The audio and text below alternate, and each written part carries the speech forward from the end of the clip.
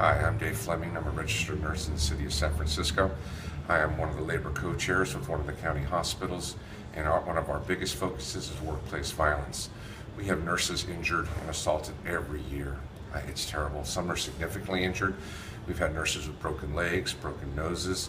We've had nurses who have been strangled. We have nurses who are now out permanently from where they work at. They won't come back because of the level of injuries.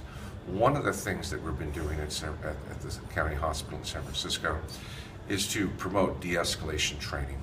De-escalation training is the most significant means to me to actually prevent violence. The nurse needs to know what to do when the patient becomes violent. As we look at de-escalation training, we want to have the entire hospital and management on board with us as well, so we're in agreement as to what's happening.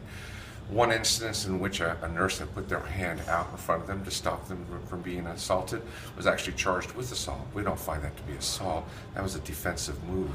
And we need to find and have nurses trained so that they can actually do a show of support, not a show of force, but a show of support for each other when the patient becomes violent.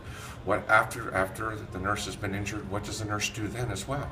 And this is a big concern that we have. Do you go to the district attorney? Do you go to workers' comp? Do you go to occupational health? Do you write that UO? Writing that UO sometimes is very important, right? Do you report that to your manager? What do you do after the assault? How can we prevent assaults? At the same time, part of de-escalation training and workplace violence prevention programs is liaison and work with the security office that may be in place, whether that might be the county sheriff, if it's a county hospital, or that might be a private security firm. That work and those policies need to come forward together. Nurses together have to work to prevent workplace violence. We have nurses injured every single year, significantly, to the point that they don't come back to their jobs. No nurse ever signs up to go into a role to care for somebody else to be assaulted, but this can be prevented, and that's what we're trying to do.